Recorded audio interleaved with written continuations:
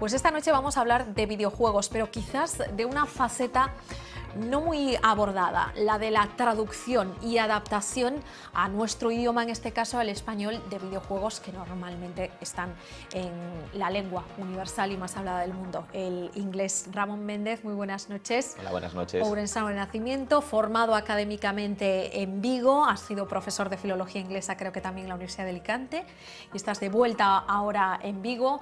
Acaba de salir tu tesis sobre tu gran pasión, que es un arte también, traducir videojuegos. ¿Cómo empezó tu pasión por este mundo?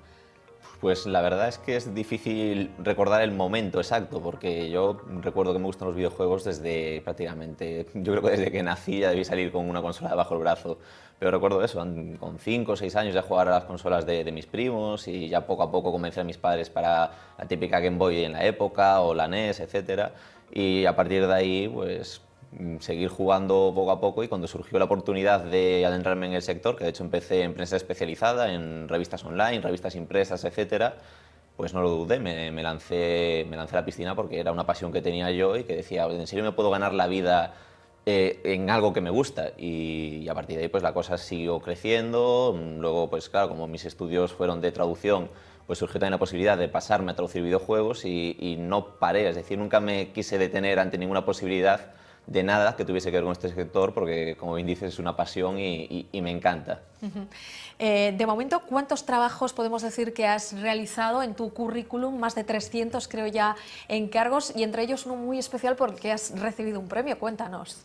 Son más de 300, lo que pasa es que, bueno, no hice yo completos los 300, porque igual que el premio tampoco lo recibí yo solo. Porque todo videojuego, sobre todo cuanto más complicado es, porque últimamente los videojuegos son casi como películas, con muchas escenas de vídeo, muchos diálogos, etcétera.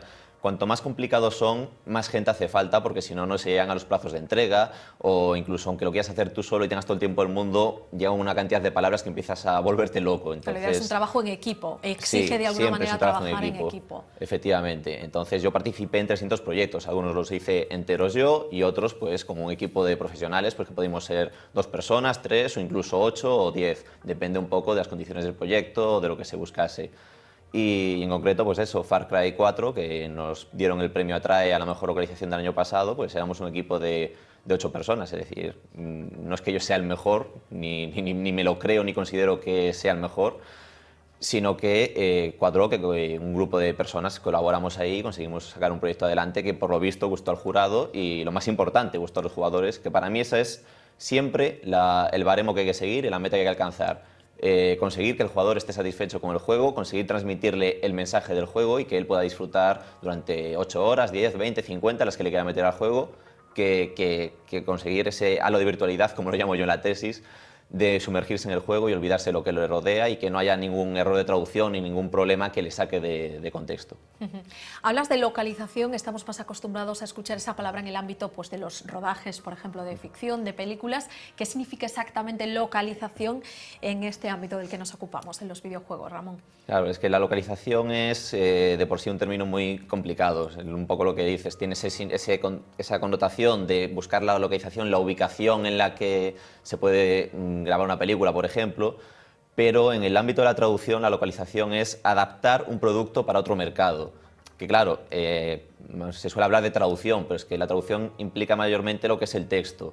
Una localización no implica solo adaptar el texto a otro idioma, sino que también implica igual tener que cambiar la banda sonora, modificar la carátula para distintos mercados, la publicidad, la guía del juego, no sé, un montón de cosas pequeñas que suelen pasarse por alto, pero que tienen mucha relevancia. Mismamente, países como Alemania o Australia tienen unos criterios de censura bastante gordos, bastante importantes, y hay juegos que tienen que adaptarse para poder lanzarse en ese mercado. Pues cosas tan absurdas, o absurdas no, o sea, tienen su lógica, pero bueno, cosas como para nosotros, quizás claro, desde aquí lo vemos como absurdo, no sea tanto allí. Bueno, que claro, que se tienen su lógica, me refería a absurdas en plan que parece una nimiedad, pero por ejemplo, juegos que sean de enfrentarse a los nazis, en Alemania no pueden lanzarse, entonces hay compañías que cambian el juego para que en vez de nazis sean robots, o que en vez de esvásticas aparezca un símbolo de otro régimen similar, pero que no tenga referencias reales. Pues eso forma parte de la localización, que obviamente no es traducción, porque no trabajas con el texto y es algo que ya modificas la imagen, etcétera,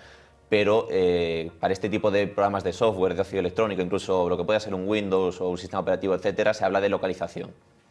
Hablas de ese Far Cry 4, ya sé que no os gusta hablar de niñas bonitas, los trabajos que más me ha gustado realizar, etcétera, etcétera, pero sí tienes títulos muy conocidos por el espectador y por los habituales jugadores de videojuegos que conocerán y en los que tú has participado. Cuéntanos alguno de ellos. La verdad es que este sector hay mucho secretismo, es decir, de esos 300 que hablábamos antes, no puedo hablar casi de la mitad. ¿Por qué hay tantas cláusulas de confidencialidad en este mundillo, Ramón? Si lo supiese te lo diría, nos lo preguntamos todos los días, porque hay veces que son lógicas, por ejemplo, tú empiezas a trabajar con un juego que ni siquiera ha sido anunciado todavía, pues es obvio que no puedas hablar de ese producto, porque vas a estropear la sorpresa de que se esté desarrollando ese juego, o porque puedes correr el riesgo de que haya gente que publique cosas en foros o que distribuya imágenes que te facilitan, etc. Entonces, hasta ahí dices, vale, es normal que haya unas cláusulas de confidencialidad, etc. Ya a partir de ahí, cuando se lanza el juego, ya personalmente a mí ya me cuesta un poco más entender por qué no puedes decir que has participado en un proyecto o... Claro. Pero ahí ya cada empresa tendrá sus motivos, porque hay muchas empresas que te dejan y hay muchas empresas que no te dejan. Y cada una supongo que tendrá sus motivos y básicamente... o firmas o no firmas. Pero si no de los firmas, títulos te que quedas sin sí ello. te está permitido ahora decir, he estado en este videojuego, Pues he a ver, participado en este videojuego. Por ejemplo, uno de los más famosos, que más repercusión ha tenido últimamente, ha sido The Witcher 3. Estuvo también Thief, que también estuvo nominado al premio a la mejor localización del año pasado. Y, ¿qué más? La quinta entrega de Broken Sword. Voy lento porque tengo que ir pensando cuáles puedo muchos, decir. ¿no? En los últimos Assassin's Creed también participé. Grey Goo, no sé, es que tengo muchos y también tampoco quiero meter la pata de que se me escapa alguno. Hablando de The Witcher, dices, creo, bueno, en una entrevista en tu propio blog, comentas las singularidades de trabajar en un proyecto como este relacionado con el género del rol, que además a ti te gusta mucho, pero que supone una complicación grandísima porque hay que traducir hasta poemas de juglares. Sí, sí, sí. El género del rol, ya te digo, es de lo más complicado que te puedes echar. A mí personalmente me encanta, pero conozco a otra gente que son localizadores estupendos, pero que prefieren igual algo más bélico, algo más sencillo. Porque claro, en el rol no es solo que te metas con un juego que, si una media de un juego puede ser 10, 15, 20 horas, un juego de rol pues muchas veces están pensados para que duren 100 horas o 200, incluso exagerando un poco. Y eso implica que hay una cantidad de contenido ingente, implica pues un montón de diálogos de la historia principal, implica un montón de historias, de misiones secundarias, implica pues que si te tienes que ir a comprar equipo, pues listas enormes de armaduras, de espadas, de martillos, hachas de guerras, etcétera. Implica también pues una cantidad ingente de magias, que no son solo el nombre de la magia, también es aún por encima describir lo que hace esa magia, el efecto que tiene, no sé, tiene un montón de detallitos que... De matices. Un montón de matices y de cositas que pueden hacer que sea muy complicado trabajar con un juego de rol, sobre todo si desconoces el género, y ya no siquiera ya a nivel digital, muchas veces incluso el rol clásico de lápiz y papel, el Dungeons and Dragons clásico de aficionado del rol, porque hay muchos juegos que se basan en ese tipo de franquicias, que ya salieron manuales de rol, que tienen juegos físicos con dados, etcétera, y que cogen la normativa de ese tipo de juegos, de tal modo que directamente te dicen, el juego va a tirar un dado de 6 por ti, o el juego va a tirar un dado de 20 o lo que sea. Y ya me tengo encontrado con gente que igual encuentra un D6 y no sabe lo que es, porque es una terminología específica del rol de esos manuales de rol de lápiz y papel. Y es una tontería, porque lo piensas y D6, dado de 6 caras, pero si no tienes esa familiarización, pues te lleva un poco más a buscar esos detallitos. Y claro, empiezas a sumar términos pues, del género del rol en general, de la franquicia en particular que estás tú trabajando, de esa entrega en concreto que tiene novedades con respecto a la franquicia, al capítulo anterior, y por encima tienes que respetarlo del capítulo anterior, y a mayores lo de respetar lo del juego de rol o del sistema de rol de lápiz y papel en el que se está basando. No sé, son muchas cosas que lo hacen, para mí, un poco más complicado que otros géneros, pero que a mí personalmente me encanta. Has tocado muchos palos ya, Ramón, y está claro a la vista de tus palabras, te estamos escuchando, de que es necesaria una ingente labor de documentación, de que te tienes que documentar sobre cada trabajo en el que estás trabajando, como se documenta, por ejemplo, pues es un director de cine a la hora de filmar una película sobre una historia, o un escritor para traducir una novela de un escritor inglés al español. ¿Crees que es más difícil traducir un videojuego? Yo creo que sí. Y de hecho, uno de los traductores audiovisuales más importantes de España, Kiko Rovira Veleta, en la entrega de premios, cuando fue lo de Far Cry, una mesa redonda que hubo después, comentó que él, bueno, después de 900 películas que lleva, con muchas de todas estas de superhéroes y tal, suelen pasar por sus manos, comentó que le contactaron para traducir un videojuego.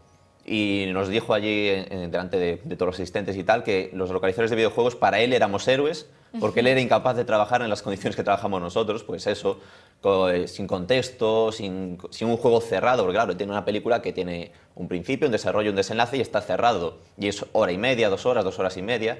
Pero nosotros tenemos juegos en los que el usuario puede tener que tomar decisiones, entonces tenemos que jugar con la rama de decisiones, con el árbol, efectivamente. Y pues mira, si un traductor audiovisual, que muchas veces se considera que los videojuegos entrarían dentro de la traducción audiovisual por cercanía de mercados y tal, si un traductor audiovisual con muchísimos años de experiencia y 900 películas dice que es difícil, obviamente ahí hay una complicación que demuestra que hay que entender un poco más, ir un poco más allá igual de lo que pueda ser una película. Y, insisto, me quedo en película por la cercanía, pero bueno, lo amplío también a literario, porque yo creo que un videojuego reúne todo el tipo de traducción que hay prácticamente. Como decías antes, si hay un juego, hay un juglar que habla en verso, tú estás obligado a ser un poeta, a convertirte en un poeta y conseguir que esas rimas funcionen, claro, que tengan rima, que transmitan el mismo mensaje y aún por encima, pues igual que se adapten a la restricción de caracteres que puedas tener. En plan, no, esta tiene que haber en una línea de 32 caracteres. Pues tienes que conseguir que rime con el mismo mensaje, con las mismas palabras y en una restricción de caracteres muy concreta. Que para mí eso ya entra un poco en labor de traducción literaria. Del mismo modo, pues que si subtitulas una secuencia de vídeo, pues es un poco más audiovisual, etcétera. ¿Y está suficientemente reconocido vuestro trabajo, Ramón? Depende. Yo creo que a nivel profesional en España está un poco menos reconocido que en otros países. Un poco verde todavía. Sí, es como que mucha gente, de hecho mucha gente con la que conozco lo que sea de primeras y te preguntan, ¿tú qué te dedicas? Pues a esto. Y se quedan así pensando y dicen, pues es cierto, se traducen, pero mucha gente no es consciente de que efectivamente hay un proceso de traducción para que ellos puedan jugar en español un producto. En otros países hay mucho más reconocimiento y eso lo veo pues, en todos estos proyectos. Generalmente se suele trabajar a diversos idiomas a la vez y suele estar en contacto con gente de otros equipos de otros idiomas y ves que ellos tienen pues, más facilidades o se entienden mejor en su mercado, cómo funciona la industria. En España considero que todavía estamos un poco verdes y incluso los propios usuarios muchas veces no terminan de entender bien cómo funciona el proceso y exigen más de lo que realmente deberían por las complejidades del propio proceso. Pero yo creo que eso en el fondo es bueno, que el usuario exija implica que es consciente de que hay alguien ahí que puede dar algo mejor de sí y cuanto mejor se traduzcan los juegos, más contento estará el usuario, cuanto más contento esté el usuario, más juegos comprará, cuanto más juegos se compren, más trabajo va a haber para los traductores, con lo cual yo creo que ahí salimos todos ganando y cuanta más exigencia, mejor. Desde luego lo que movéis supone, dices Ramón, no traducir un juego significa reducir un mercado potencial de 40 millones de usuarios. Hasta ese punto es importante el trabajo que hacéis. Claro, porque muchas veces aquí cuando se habla de un videojuego pues se suele pensar pues eso, los juegos grandes, pues un The Witcher, un Far Cry, los que se anuncian en la tele, vaya, pero no son solo esos. Luego hay un mercado de móviles enorme, hay un mercado de juegos para Facebook, hay un mercado de juegos para navegadores. Y todo eso son juegos que también muchas veces se traducen, aunque sea una tontería de un Angry Birds o lo que sea, hay una cantidad ingente de texto que hay que traducir, que hay que adaptar, que hay que preparar. Y claro, cuando se dice en plan 40 millones, toda España ahora de repente va a comprar un Witcher, no, pues obviamente el de Witcher tiene su mercado, pero un juego para móviles va a tener también su mercado. Y si mismamente, aunque sea un juego sencillísimo como Angry Birds, si lo dejas en inglés, va a haber muchísima gente que no lo va a entender, no lo va a comprender y no va a poder tener acceso a él, aunque quiera jugarlo, no va a ser capaz. Y esto, pues eso no lo enseñó Nintendo cuando fue Nintendo DS y empezó a sacar ahí anuncios con Amparo Baró, con gente que ya no era la típica jugadora, el típico mercado que se pensaba que era el de los videojuegos, demostrando que también podían jugar porque también había títulos preparados para ellos. Pero de alguna manera también es posibilitar o democratizar el acceso al videojuego, aunque no se sepa o no se conozca el idioma original en este caso. Claro, es que si lo sacas solo en inglés, directamente ya estás cerrando el mercado muchísimo. Porque por un lado tienes solo usuarios de videojuegos. Dentro de esos usuarios de videojuegos, solo usuarios de videojuegos que sepan inglés. Y un poco encima, dentro de esos usuarios de videojuegos que sepan inglés, los que les guste el género de tu juego. Estás acotando muchísimo. Y en cambio, si localizas, puedes ayudar muchísimo a potenciar las ventas. Ramón, ¿es mejor un traductor jugador que también juegue, como es tu caso, según nos has revelado desde que naciste prácticamente, o puede ser un traductor 10 una persona que no juegue a videojuegos? Esto es un debate que tenemos casi a diario porque hay mucha gente que dice que no hace falta, generalmente gente que no es jugadora, también todo se ha dicho, y luego estamos los que creemos que sí es recomendable. Tampoco te lo voy a poner como obligación, en plan, si no juegas nunca no puedes ser traductor de videojuegos. Tampoco, porque puedes defenderte muy bien con glosarios, o que comentabas antes, puedes ser muy bueno buscando información, documentándote, sabiendo buscarte la vida para el proyecto que tienes. Y de hecho hay muchos, yo conozco localizadores que no son jugadores habituales o que ni siquiera les gustan los videojuegos y que lo hacen muy bien. En cambio, yo creo que un jugador, en primera instancia, todo el proceso de documentación lo simplifica muchísimo, porque sabe dónde buscar, porque puede ya conocer la terminología, pues lo que comentamos antes, puede ser jugador de rol, entonces entiende ya cómo funcionan unas tiradas de dados. Claro, estás de alguna manera en la cabeza, poniéndote en la piel de otro jugador como tú, teniendo sus mismas dudas y planteándote pues eso, sus mismos retos, supongo. Efectivamente, y claro, es como, no sé, es como querer ser escritor sin haber leído nunca un libro. Sí, igual lo haces bien, pero si tienes un bagaje de haber leído pues, a 50 autores clásicos, vas a tener un plus ya. Si eres tan buen escritor por naturaleza, ya lo aparto porque que no me digan de esto. Si eres un buen escritor por naturaleza porque tienes ese don y sin haber leído nunca nada escribes de 10, igual si lees 50 autores clásicos vas a escribir de 11.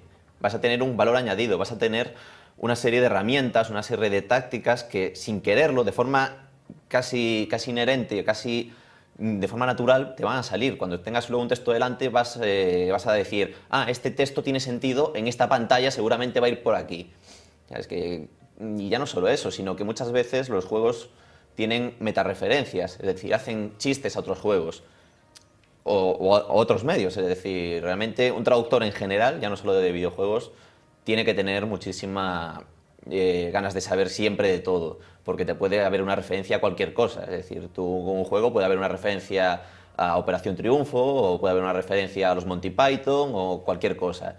Y claro, unas referencias más pop son más fáciles de reconocer, pero si hay referencias a otros juegos y no has jugado nunca, se te van a escapar. Claro, más especializadas. Efectivamente, y ya hay muchos casos en los que suceden estas cosas y que los usuarios luego lo notan. Dicen, mira, en este logro han traducido, literalmente en vez de mantener la traducción que había en el juego anterior, que era una referencia a X o Z, a Portal, a Half-Life, o lo que sea. En ese caso sabe más el jugador que el propio traductor. Por lo general el jugador siempre va a saber más, pero por una sencilla razón, es decir, el jugador va a comprar juegos que le gusten. Si le gustan es porque igual es una franquicia que ya le gusta y ha jugado todas las entregas hasta el momento, o porque es un género que le gusta y ha jugado un montón de juegos de ese género.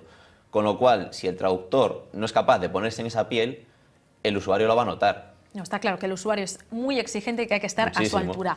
Ya para terminar, Ramón, una curiosidad. Leyendo una entrada en tu blog sobre un estudio de Spider-Man relacionado con la traducción de los nombres de los villanos. ¿Cuáles se deben traducir? ¿Cuáles no? ¿Cuáles están traducidos y están correctamente traducidos?